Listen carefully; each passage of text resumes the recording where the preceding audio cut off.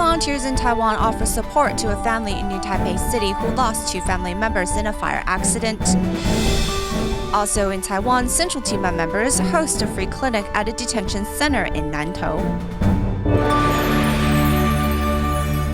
Welcome to DaAi Headlines. I'm Marilee Shoda. Thank you for joining us. We begin today's program in Taiwan. A fire broke out in the late evening on March 5th at a residential building in Luzhou, New Taipei City. It took the firefighters over an hour to put out the fire. Afterwards, 2 people were found dead, with 2 others reportedly injured during the fire. The fire started sometime after 11 p.m. on March 5th in a residential building in Luzhou, New Taipei City. The fire started in the bedroom of this family's youngest son. Their 60-year-old grandmother saw the fire and ran to the front door, trying to escape. Fortunately, she was taken to the hospital for treatment and has regained consciousness. However, the father and his youngest son, who suffer from a mental disability, were both killed. Before the father and the son arrived at the hospital, their hearts had already stopped beating, and around 1 o'clock in the morning, the hospital declared them dead. The police and the fire department found out that the fire touched around 161 square feet of the building. The eldest son escaped the fire because he lived upstairs. The father and the youngest son were not able to escape because they fell unconscious after too much smoke inhalation.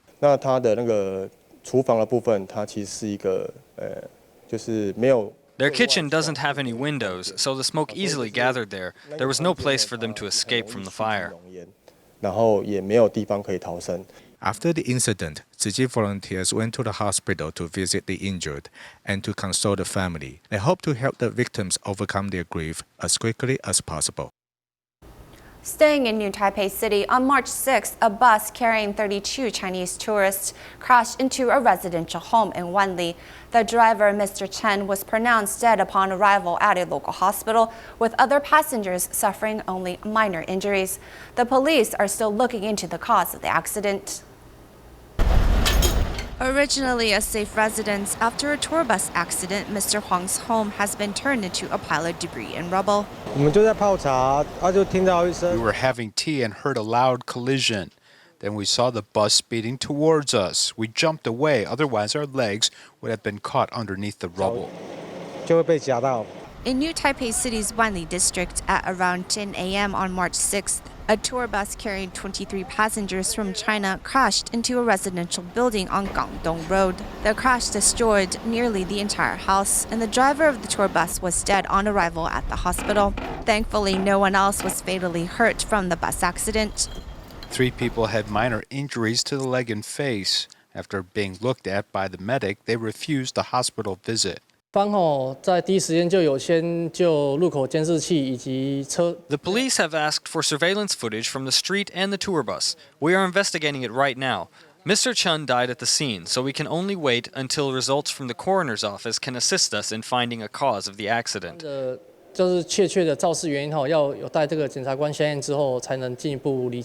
As 40-something Mr. Chen was resting at a hotel the night prior to the accident, the police have ruled out fatigue due to overwork as a potential cause. Tzu Chi volunteers have also begun to care and comfort the driver's family. Currently, we are concerned about the family's emotional needs and looking into their financial situation, as the driver was in his 40s, which means he might be the main source of income for his family. We will look into providing more comprehensive care. While the police have begun investigation of the cause of this tour bus accident, the homeowner and the owner of the car, which was parked in front of the home that got caught in the accident, might need some time to ease their pain and suffering and recover from this very unfortunate event. In China, on March 1st, a gust of wind unexpectedly picked up and tore through Jiangsu's阜寧County. The windstorm caused 5 deaths and many more injuries.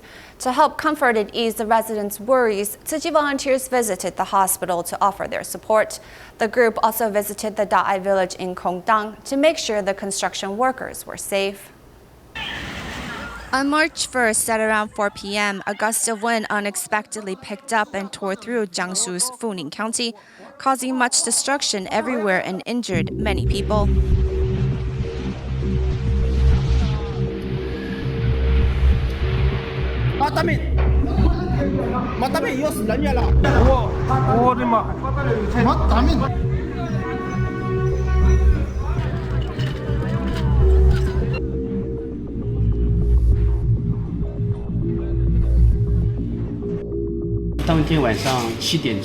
That night around 7, 4 volunteers from Funing and I went to the hospital to check on the injured. Within the span of 1 year, Funing, China has faced 2 monstrous windstorms, causing much anxiety among the local residents. What an experience, right? Look at how much care your in-law has put into caring for you. You can feel her love.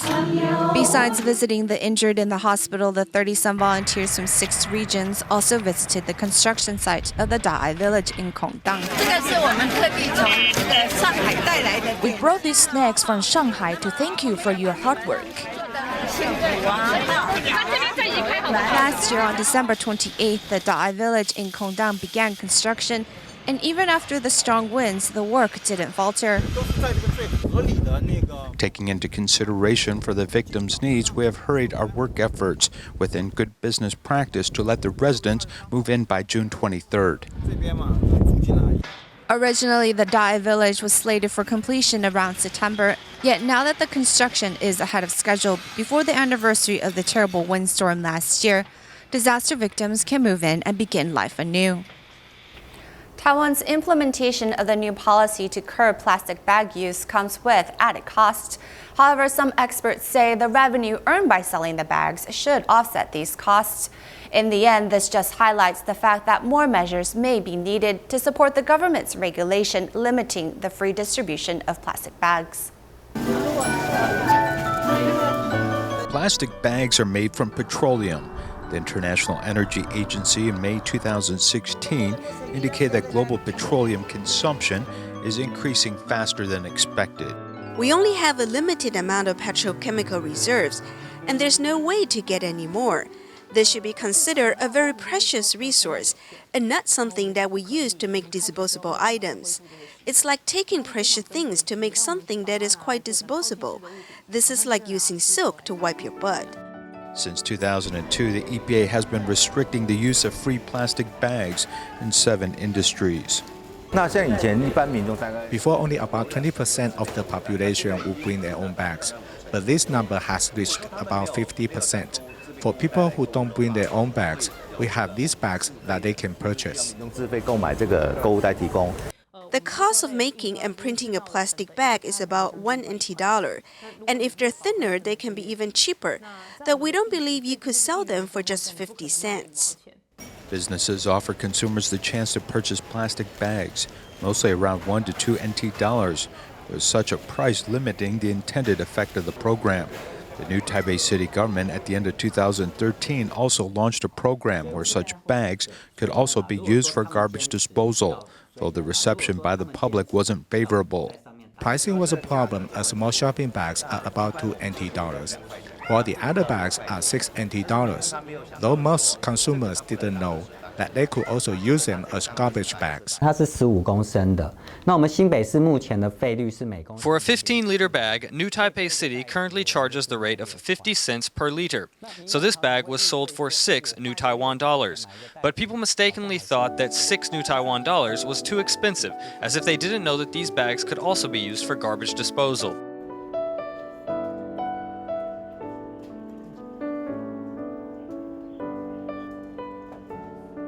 In 2018, a new wave of policies limiting plastic bags will affect some 90,000 businesses who are not able to provide free plastic bags, which could potentially raise more follow-up problems. Examining Article 21 of the Waste Disposal Act, competent authorities must check the number of consumers and bags used within 3 months. In other words, stores cannot provide an unlimited amount of plastic bags purchased by consumers or otherwise profit from this. If we want to confirm the effect of our plastic reduction, we need to perform an audit of these businesses, which is very time-consuming work. This raises the question of who should pay for these administrative costs. At present, Article 21 of the Waste Disposal Act doesn't say that the income merchants earn by selling plastic bags should be given back to the state treasury as part of an environmental fund or otherwise donated to the public. More legislation may be needed according to environmental groups. 我们或许可以成立一个类似就是塑胶污染防治。 If we could set up a similar plastic pollution prevention and control law, this money could be designated to a fund that will pay for these programs or inspection or even finding other ways to reduce the use of plastic bags.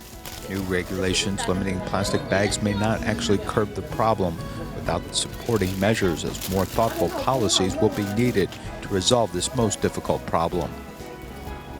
Staying on the environmental topic, we have some news about saving water in Taiwan. Tzu Chi volunteer Zhang Yichuan has been following after his mother's frugal ways in taking care of his family, including how to use water wisely. Let's find out more. After the water heater is turned on, it takes a while before the water turns hot. But a lot of cold water from the tap will be wasted. Here is how Tzu Chi volunteer Zhang Yichuan saves water.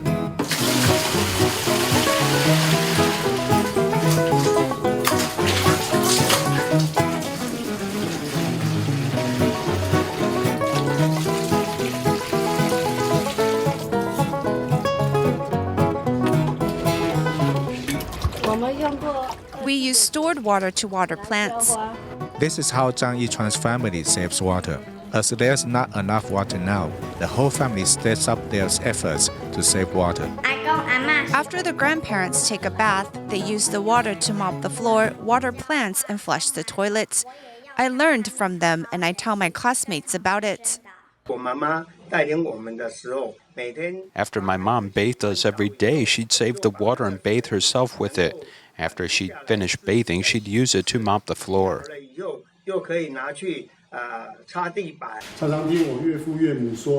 I often heard from my parents-in-law that his parents were very frugal in using water and that we should pass down this attitude to our children. If we water plants with the same water from washing vegetables or rice, we can save 3 liters of water. When we rub our hands with a bar of soap with the tap turned off, we can save 5 liters of water each day.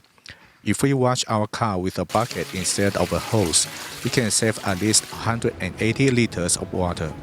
Zhang Yichuan wants to pass down the good practices he has learned from his parents to his descendants.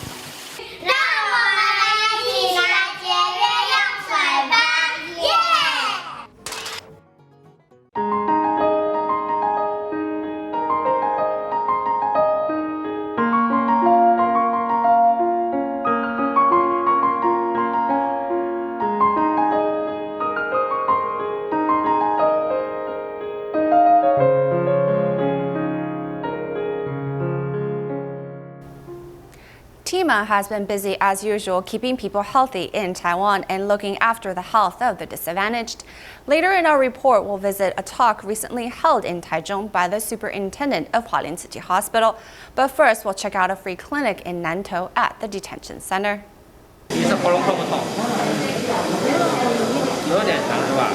Doctors are carefully checking the health of foreign workers at the TIMA clinic organized at a detention center here in Nantou. After many years of offering free clinics like this one, the foreign laborers have a deep appreciation for the care they receive. After he returns, he'll seek out the local Tzu Chi chapter. Because of the care he received here, he will become a volunteer himself. It is a common example of how Tzu Chi plants seeds of love in people's hearts, which then go on to grow and flower in their local communities. Thanks to such a cycle of growing and giving, the ranks of volunteers for TIMA clinics like this one continue to grow. All of the Tzu Chi brothers and sisters here, they have used their own free time to come care for others. It really is an honorable thing. There are so many people who don't do anything on their days off, but they wouldn't think to come out and volunteer. Also, recently, the superintendent of Hualien City Hospital, Lin Xinrong, made a visit to the Jingse Hall in Taichung to give a speech on promoting healthy living. He especially reminded those who are over 40 to pay more attention to their health symptoms. With a blood vessel that is 0.2 centimeters wide, you can use a stent to open it up. It works very well for the small vessels of the heart. I actually just received an MRI and discovered what kind of condition my body was in. The most important reminder is that prevention is better than treatment. With regular health checks and proper knowledge, TIMA and Tzu Chi hope to keep people and their communities in good health.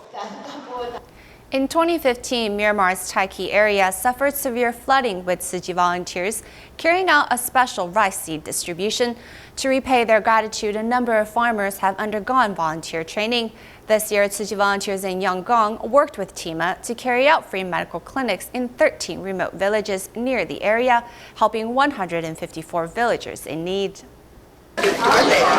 After distributing aid for flood victims, Tzu Chi volunteers from Yangon and Myanmar's TIMA traveled to 13 rural villages near Daegi.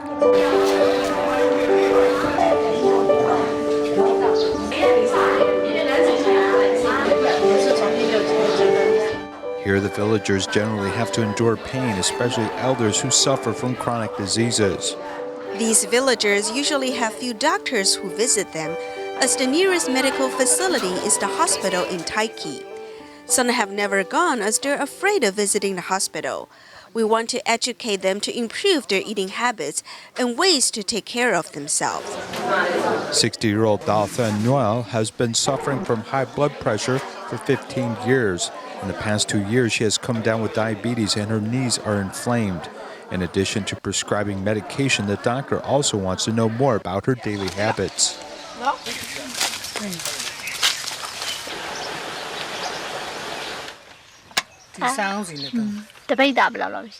Our family eats palm oil, with a can typically cost about $2. We can't afford other edible oil, which is 3 times higher. What we eat is more reasonable. This fish sauce is made from fish caught in the river. We take some out and use it for cooking. Saving money plus a diet highly dependent upon heavy flavors aggravates this woman's chronic disease. And for relief, she has to turn to traditional herbal treatments. I grow this ashitaba instead of relying upon Western medicine, for which I will have to travel very far away, and it's also too expensive for me. After doctors check her health, they also give her some advice. Palm oil is high in saturated fats and difficult for the human body to metabolize, which can easily lead to vascular obstruction and stroke. So I recommend she eat less of this, as well as fewer pickled products. Thanks to Tzu Chi Free Clinic here, which allows us to have more health knowledge, as I will now listen to the doctor's advice and try to improve my health to live a longer life. Prevention is almost always better than treatment, as Myanmar's TIMA is working hard to visit remote villages and treat their illnesses, as well as spread more knowledge about health education. Located in Indonesia's West Sumatra is Mentawai Islands, where islanders get by on fishing. Knowing the area lacks sufficient medical services, Tzu Chi volunteers recently visited the island to invite local residents to a free clinic in Padang. The Mentawai Islands, located in Indonesia's West Sumatra province, is a cluster of islands 170 kilometers away from the main island. Though it is well known for being a surfing area, the 30,000 inhabitants are quite poor and lack education as well as medical care. They are impoverished. They get by each day on sago and taro. They don't have money to purchase rice. Tzu Chi is hosting a free clinic in Padang, so we have come here to invite the local residents to come. Padang Tzu Chi volunteers came to conduct a medical survey of the needs of local residents. The way here was filled with difficulty, especially since the rain turned the road muddy. Knowing the locals were quite eager for the assistance, no one thought of quitting the journey. The residents were excited when they heard about the free medical services. This area is lacking in medical care, so some quickly hurried over on their motorbike to the health center.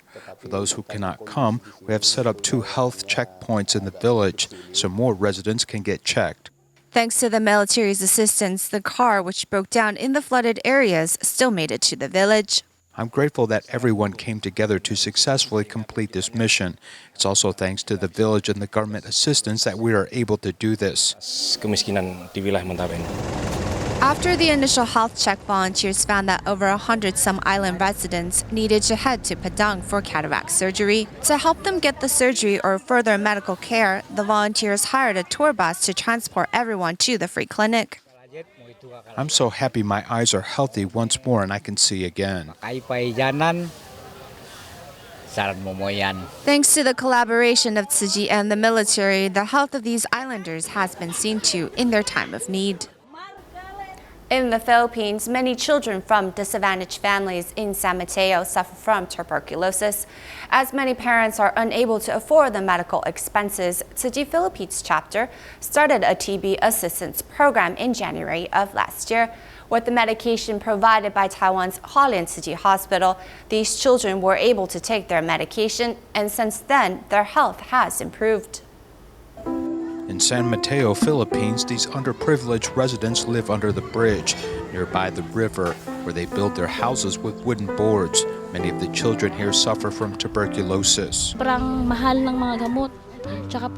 To us, the medication is too expensive, and all of my 3 children have tuberculosis. We need assistance because we don't have extra money to buy medication. Good morning po. 12-year-old Anna was once bedridden and unable to go to school. My chest often hurts and I cough a lot. I also have mobility issues. His family spent all of their savings on medication for the children. Anna's father works as a village police officer, and her mother does recycling to earn money. However, the meager income is still not enough to feed this family.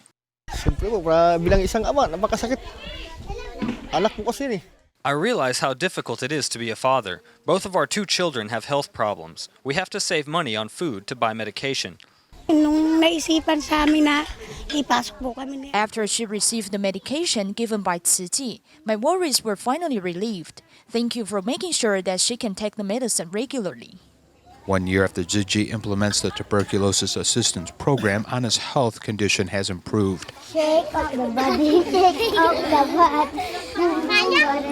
In San Mateo, many disadvantaged families struggling with tuberculosis have received assistance from Tzu Chi, which also allows local children to have a colorful childhood. Jordan Tzu Chi volunteers have engaged in long-term care for nomadic Bedouin people and refugees who live at the Zatari camp.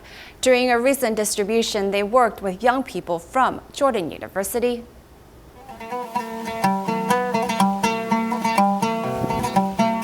This elder plays music on an oud as the Zatari tent area in Jordan is quite bleak. Under the hot sun, Jordan Tzu Chi volunteers distribute materials to 35 nomadic Bedouin families and 26 Syrian refugee families. This time, the volunteers bring much-needed materials such as rice, oil, yellow split peas, and second-hand clothes. Several Jordanian students also joined the ranks of volunteers in the distribution.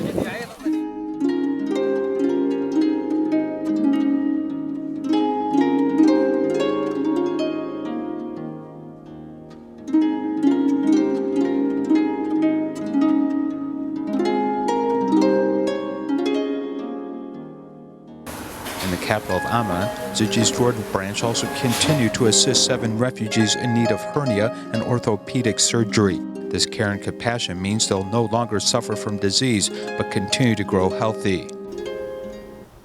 In Osaka, Japan, Tzu Chi volunteers hosted a blessing ceremony.